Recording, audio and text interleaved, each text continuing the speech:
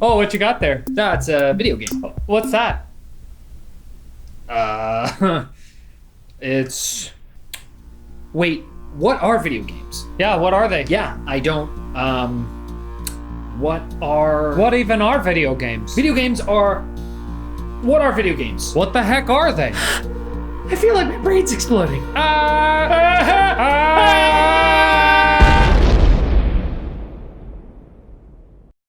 Guys, I know what video games are, okay? I was making a joke there. It was a bit. Video games are a way to have some good old fun times. Shooting things, jumping on things, watching explosions. It's great.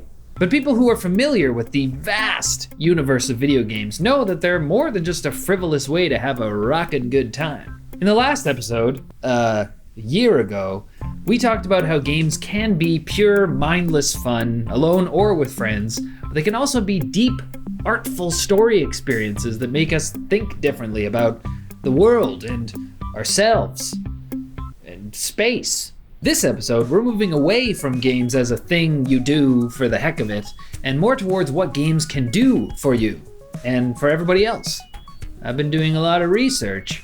Turns out, games can be pretty useful for a whole whack of stuff.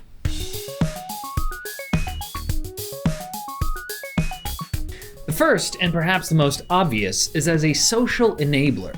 We've all had that experience of playing Mario Kart or Super Smash Bros. Locally with people, and the effect is obvious.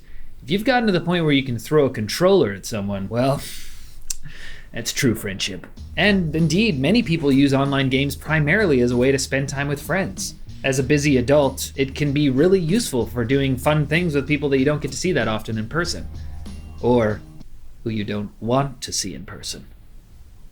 But of course, online games can also help people make new friends. One study found that shy people make more friends online than they do in person. For these people, being able to interact with others through a game made it easier for them to forge connections that they wouldn't have otherwise. But the pro-social effects of video games can be seen even earlier in life.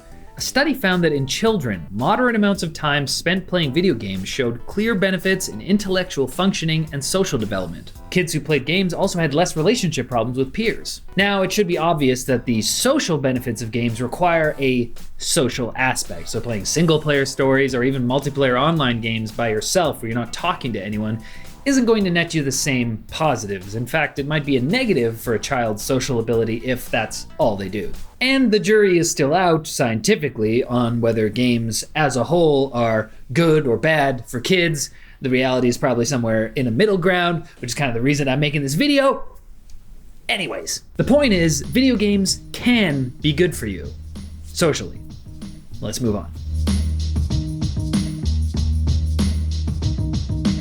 Now, it's obvious that games are fun to play, but imagine that playing games could help scientists do science.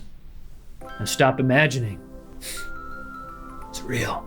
Video games were actually born from scientific research roots. The very first video game, Tennis for Two, was created with a computer designed to simulate trajectories.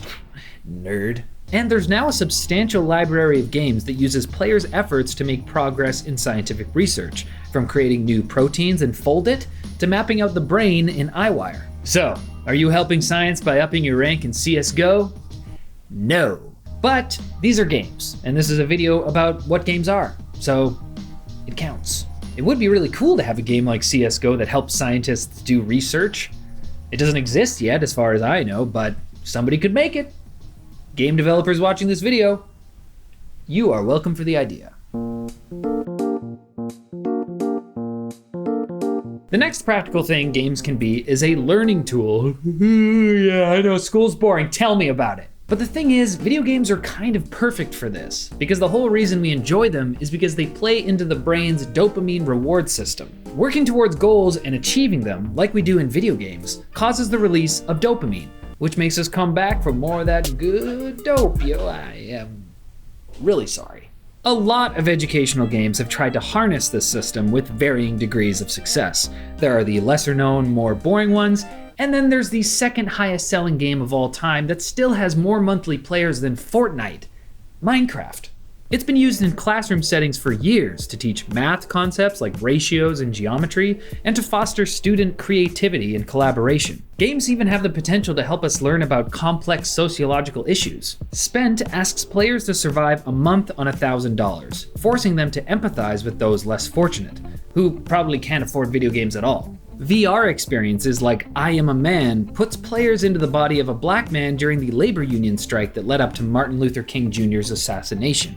Beyond being incredibly useful for living out historical events in real time, certain studies have shown that games like this, where you directly undergo someone else's experience who may be subject to different pressures and prejudices, can increase empathy for others. And with the advent of VR and AR with motion tracking controllers, games can even be used to learn physical skills. The military has been using simulators to train pilots and ground operators for years, and a number of industries are now looking to VR to train regular employees. Now, if only it could be used to train me how to make videos quicker.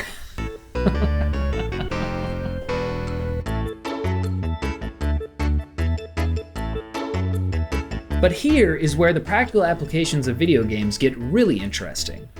Therapy and psychological effects. Video games have been used as a therapeutic tool for a long time, but it's always been kind of a niche solution. Robust VR setups used to cost hundreds of thousands of dollars, but modern VR gear like the HTC Vive, Oculus Rift, and even standalone headsets like the Google Daydream View have made VR radically more affordable. That makes it much easier to provide VR exposure therapy to treat phobias and anxiety, which is becoming increasingly popular as an effective alternative to traditional exposure therapy. That's where you're exposed to the thing you're scared of or anxious about, having near mental breakdowns over and over and over again until you don't anymore. Sounds fun. And effective. FreudMe is a VR program that has a patient receive therapy from famed psychiatrist Sigmund Freud. Sort of. After scanning their body to create a personalized avatar, the user tells a Freudian avatar about their possibly Freudian problems. Then the user switches bodies to inhabit the avatar of Freud. The user, as Freud, advises their original avatar, and then things switch back. Because the patient is inhabiting the body of Freud, they're subtly encouraged to exhibit his characteristics, perhaps acting a bit older, wiser, maybe a bit more freaky. And the same people that made FreudMe also make two other VR rehabilitation tools. VR RespectMe, designed for men with a history of domestic violence, and iCortex for victims of neurological and physical trauma. Speaking of which, pain reduction using VR has gotten some exposure recently. A game called Snow World has been shown to be nearly as effective as actual painkillers during some light surgical procedures. But games might even have preventative effects that protect against mental health problems. One study found that playing games that require visual and spatial skills shortly after trauma may decrease flashbacks and reduce cravings for addicts. Unless you're addicted to video games, that would probably make it worse. Another set of studies found that gamers are more likely than non-gamers to lucid dream, perhaps because games and dreams both involve individuals being placed into an alternate reality of sorts.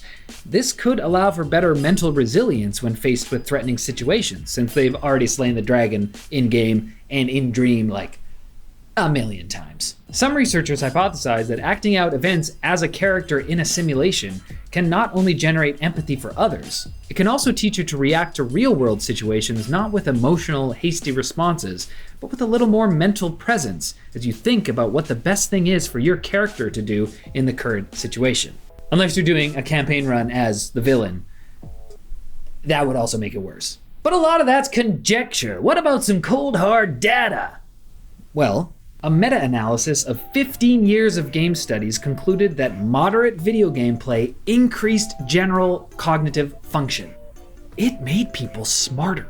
Other documented effects of video games? Better visual spatial skills, better attention and multitasking skills, better problem-solving skills, reduced impulsiveness, reduced cognitive decline in seniors. In a few cases, video games actually successfully treated amblyopia, aka lazy eye, and dyslexia. It is super important to note, though, that these positive benefits only arise from moderate gameplaying, as in spacing your gameplay out over a period of weeks to months, not playing for hours and hours in one sitting all the time. That almost certainly will have negative rather than positive effects.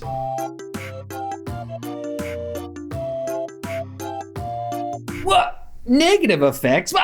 I thought this video was about how video games are so awesome. Yeah, well, it ain't all sunshine and Doritos, buddy. One of the most common negative effects associated with violent video games, at least, we might as well address it, is increased aggression and tendency towards violence. And a couple of years ago, an American Psychological Association task force did a meta-analysis of the literature on video games and violence and concluded there was a link.